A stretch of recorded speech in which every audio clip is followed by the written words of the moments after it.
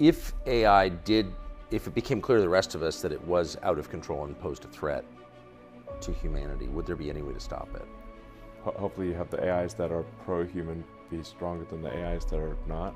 Battle of the AIs? Yeah. You can guarantee that the split second I see any evidence of aliens, I will immediately post that on the X platform. I'll probably need, if this happens, quite a significant security team. So that, because someone might literally go postal on me from the post office. Now for myself, I sort of see myself as a sort of engineer, physicist. For me, I'm culturally Christian. I grew up Christian. I mean, I was Anglican, was baptized. Went to Sunday school. Yeah. Actually, oddly enough, I was sent to Hebrew preschool and Anglican Sunday school at the same time. So it was Haba Nagila one day, Jesus Elo the next, which is, if you're 5 years old, it's fine. But I'm not Jewish. It's just that my father's two partners in his engineering firm I went to the same Hebrew preschool, and it was near our house, so I just got sent there. And so, but maybe this will make me even more amused. But I have trouble sort of believing all these stories, these religious stories. But obviously a lot of people do, and I respect people who want to have religious views. I'm not trying to dissuade them from their religious views. But I guess the operating system I have is sort of a physics engineering operating system where I try to understand as much as possible about reality. In physics, you're not supposed to believe anything absolutely. You're supposed to question things. That's how you discover new physics. In engineering, that's how you discover if your machine will work or not work. Will the rocket get to orbit? Yeah. If your rocket is designed with physics in mind correctly, it will get to orbit, and if it is not, it will not get to orbit, no matter what your belief system is. You can believe, whether, yeah. It's like I meet a lot of people, speaking of LA, I meet a lot of people in LA who believe witchcraft is real, and then you can do spells, and that spells and witchcraft, magic is real. I'm like, can you magic us to the moon? And no one has yet been able to magic us to the moon. I'm like, the spells can't be that good. Okay, if you can't, I want to go to the moon. Let's go. How about Mars? And we got to the moon the first time. We definitely went to the moon. Yes, we went to the moon. We didn't go to the moon. We went to the moon several times. Right. Oh, yeah. I just want to check your view on that. We 100% went to the moon. I know in depth the technical designs of the rockets, the spacecraft, everything. Yes. What went right, what went wrong, and it was a remarkable piece of technology, like incredible piece of technology to go to the moon in '69. Yeah. That was like reaching into the future and pulling the future forward dramatically, and it was an important ideological battle with communism because they couldn't put a person on the moon, and capitalism could. What questions should we ask that we don't even know to ask? So when you say what are the aliens, where are the aliens? Oh. Like, why don't we see them? A lot of people think we see aliens, but I've not seen any evidence of aliens. We've got 6,000 satellites in orbit, and not once have we had to maneuver around an alien spacecraft. Right. But on this Earth, the U.S. military's had to do a lot of maneuvering around objects they can't explain. Well, unidentified flying objects is one thing, but I mean, there's always a bunch of classified programs that are underway of new aircraft and new missiles and things. So that are classified even within the military. So it's only if you have the top secret compartmented clearance, would you know about this new program? So then some pilot sees something moving fast and says, "Hey, I saw a UFO." I'm like, "Yeah, that was actually a new weapons program, but we can't tell you that." If you can guarantee that the split second I see any evidence of aliens, I will immediately post that on the X platform. And it'll probably be our #1 post of all time. That'll be your biggest day, yes, for sure. I mean... But to the question of a power beyond people, beyond our consciousness, a creator, where are you on that? Well, we must have come from somewhere. So I guess, there must be some creator or creative force or something that caused our existence to come into being. What is the nature of that creator? That I think is unknown. At least I think it is. I don't know of a definitive answer to that. So. But it sounds like you're open. Yes, I'm very open to, I'm driven by curiosity. Yes. And I'm trying to understand more about the nature of the universe. So my driving philosophy is to understand the meaning of life, or really what questions to ask if the meaning of life is not the right question.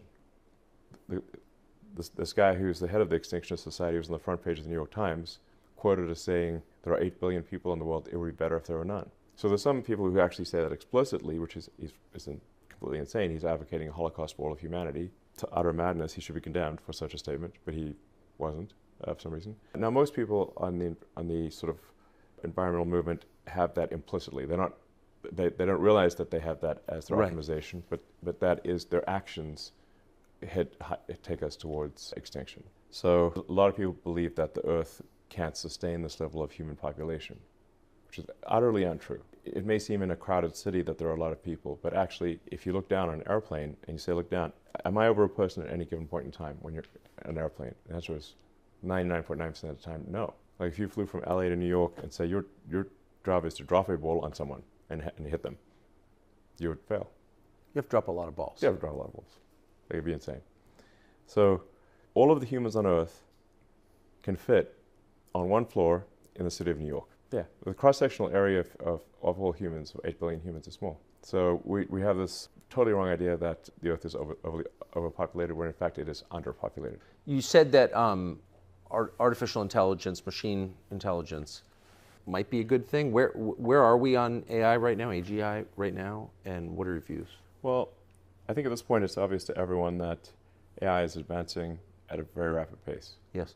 You can see it with the new capabilities that come out every month or every week sometimes. You know, AI at this point can write a better essay than probably 90%, maybe 95% of all humans. Say write an essay on any given subject. AI right now can beat the vast majority of humans. If you say draw an image, draw a picture, it can draw, like if you try say Midjourney, which is, the aesthetics of Midjourney are incredible. It will create incredible images that are better than, again, like 90% of artists. It's just objectively the case. And it'll do it immediately, like 30 seconds later. We're also starting to see AI movies. So you start seeing, you know, short films with AI music creation. And the rate at which we're increasing AI compute is exponential, hyper exponential. So there's dramatically more AI compute coming online every month. You know, there seems to be roughly, I don't know, the amount of AI compute coming online is increasing at, like, I don't know, quote, roughly 500% a year. And that's likely to continue for several years. And then the sophistication of the AI algorithms is also improving. So we're bringing online a massive amount of AI compute, and also improving the efficiency of the compute and what the AI software can do. So it's quantitative and qualitative in improvement. So I think next year you'll be able to ask AI. So certainly by the end of next year, make a short movie about something, or probably can do at least a 15-minute, show or something like that. Are you an Elon Musk fan? Join Visionary Society and gain access to exclusive supercut interviews that disclose Elon Musk's most impactful moments today. Link in the description. 100 spots only. So yeah, it's advancing very rapidly.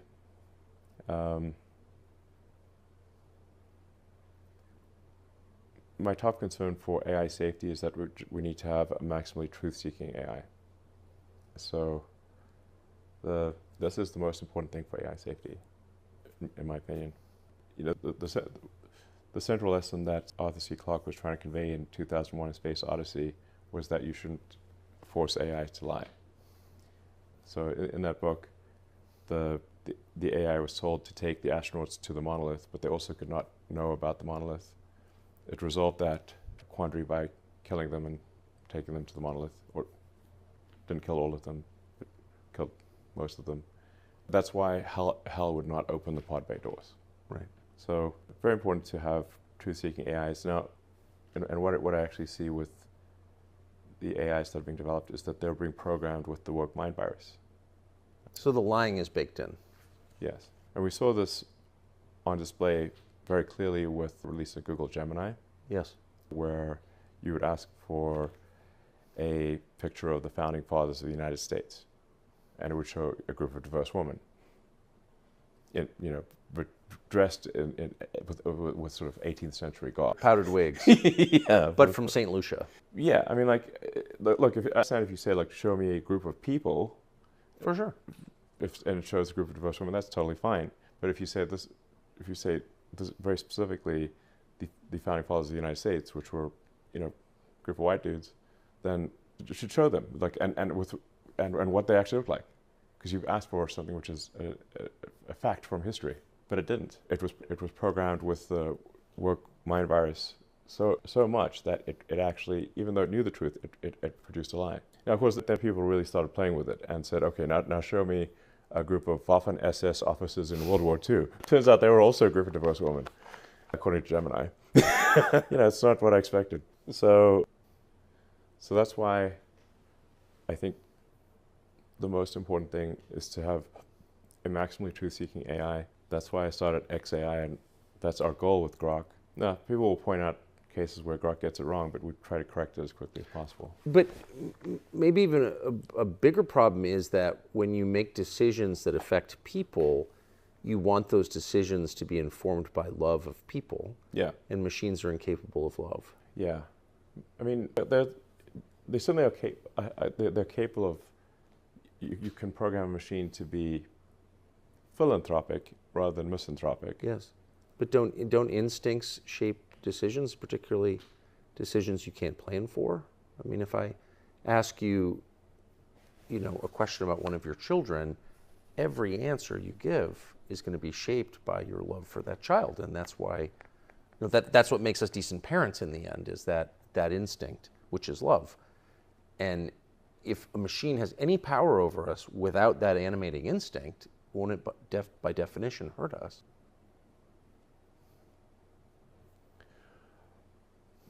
Yeah, well, whether I don't know.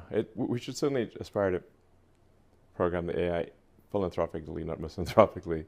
Yes. And to have, like I said, we want it to be truthful and curious, and to foster humanity into the future.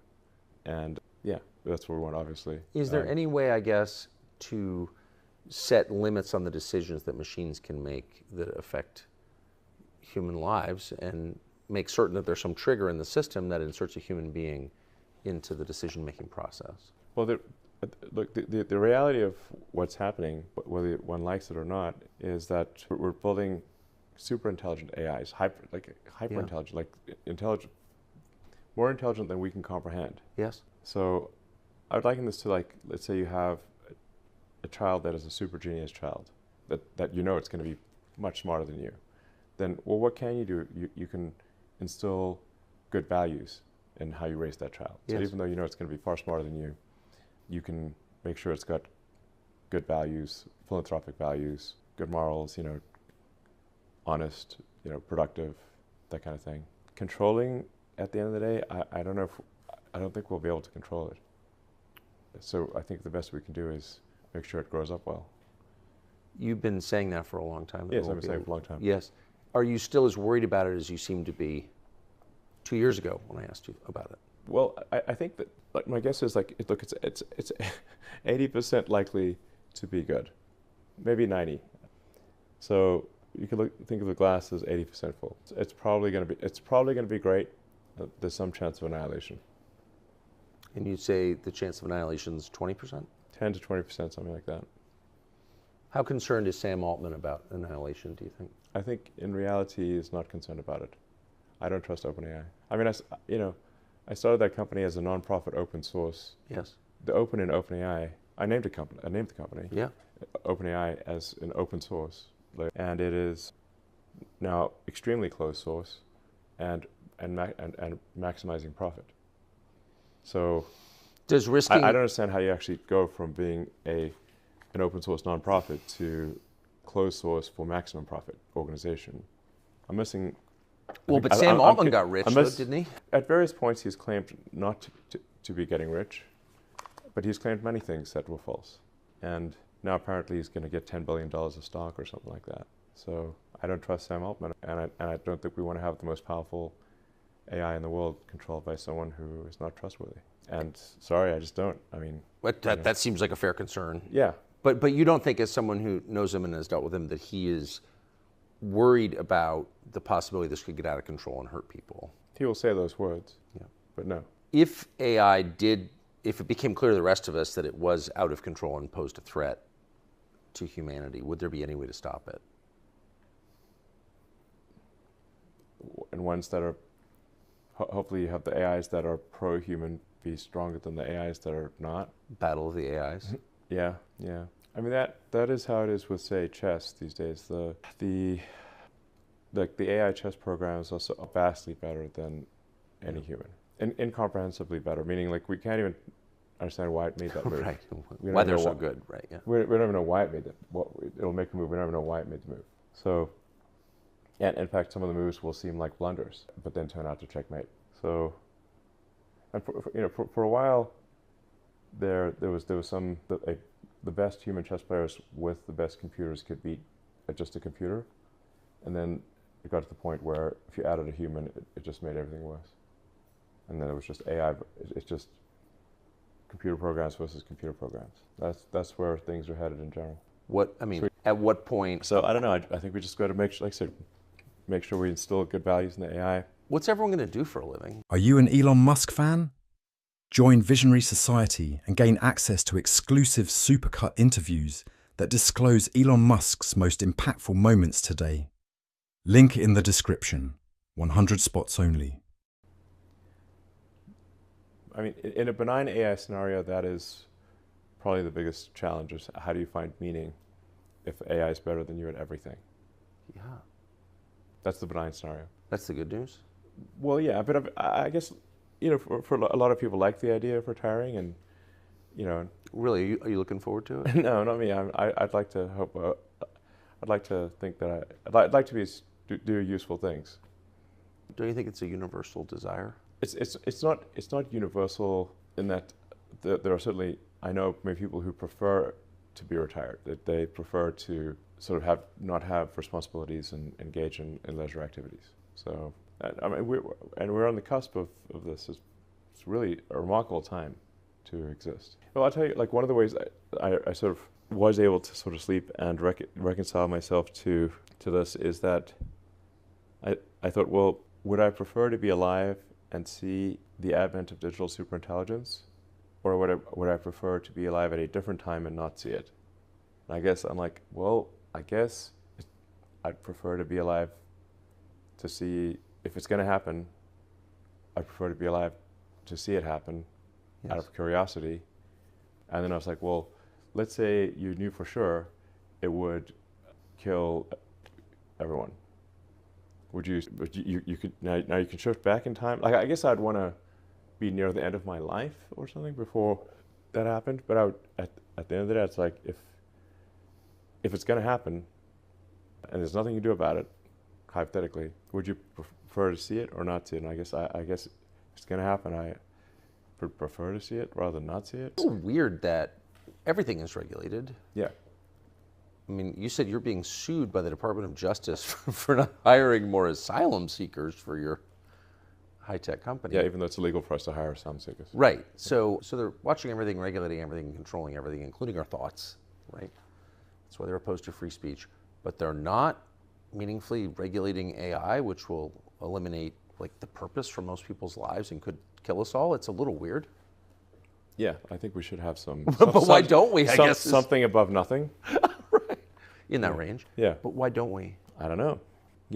I all the way back, during the Obama presidency, I met with Obama many times, but usually in like group settings. The one-on-one meeting I had with Obama in the Oval Office, I said, look, the one thing that we really need to do is set up at the beginnings of an AI regulatory agency. And it can start with insight, where you don't just come shooting from the hip, throwing out regulations. You just start with insight, where the AI regulatory committee simply goes in to understand what all the companies are doing, insight, and then proposes rules that all the AI companies agree to follow, just like sports teams in the NFL. You have proposed rules for football that everyone agrees to follow, that make the game better. So that's the way to do it. but nothing came of it. What did he say when you said that to him?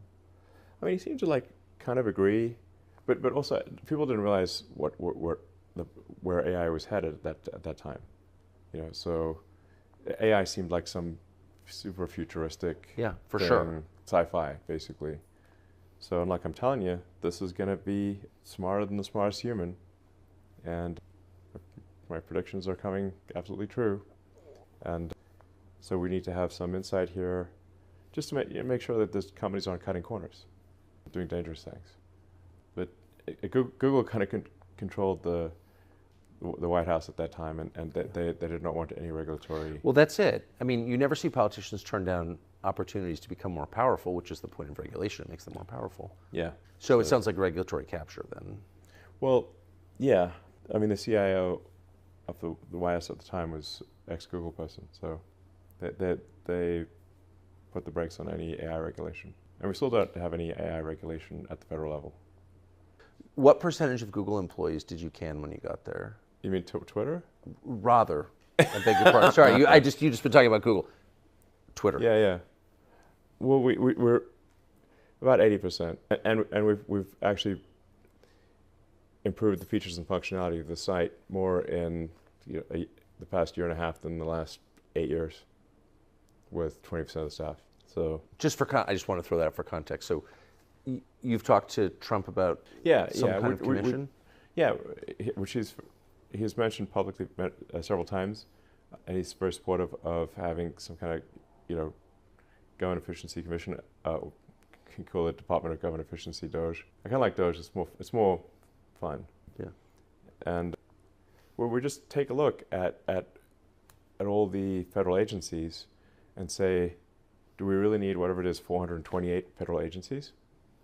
Like, if there's so many that people have never even heard of, and that have overlapping areas of responsibility, we should, I don't know, we should get, I mean, there are more federal agencies than there are years since the establishment of the United States, which means that we've created more than one federal agency per year on average. That seems a lot. That's a lot. That's a lot. So that seems crazy. I think we should be able to get away with 99 agencies. I don't know. That seems like a lot of agencies. It's a lot. Yeah. 2 per state. That's a lot. Yeah, exactly. We should have fewer agencies, and they certainly shouldn't have overlapping responsibilities. And then we need some kind of, we just need a review of regulations to say which ones are sensible and which ones are not. Because if you've got regulators, every year they're going to add more regulations, just automatic. Like they just output regulations. And there's more laws and regulations every year until basically everything's legal, so we can't get anything done. So we need some kind of garbage collection for regulations that don't make sense. I think I'm saying very obvious things. You are saying obvious things. Yeah. So which will be very unpopular things. Yeah. I'll probably need, if this happens, quite a significant security team. So because someone might literally go postal on me from the post office. But in the meantime, you've got America PAC. Yeah. That is encouraging voting for the next month. Am I summarizing correctly? Yeah. I mean, I formed America PAC really to support core values that I believe in, which are, I think, again, very obvious centrist positions, which is like in America, I think we want safe cities, secure borders, sensible spending. Tell me where I'm going far right here. We want to have the right to self-protection. We should respect the Constitution and not try to break the Constitution. It's there for a reason. And, we should stop lawfare. And I kind of listed these out. These are all listed on the America PAC website. People can go look at the America PAC website. It's the americapac.org, and see if there's anything I disagree with, or where perhaps we should modify these goals. But I think these are good goals to have. They were certainly part of the, and right to free speech, First Amendment. If we don't have free speech, we don't have democracy, because people cannot make an informed vote. So those are my controversial views. And, and look, I don't think either party, I don't think the Republicans are perfect. I don't think, obviously, right now, I'm more Republican than Democrat, but it's not like I think the Republican Party is perfect or is without issues. But we've got a choice between 2 candidates, and I think on balance, it's a no-brainer to vote for Trump. And if we don't vote for Trump, I think we're at serious risk of losing our democracy and becoming a one-party state where there isn't an election anymore. There's only a Democratic primary like there is in California. Elon Musk, thank you very You're much. welcome.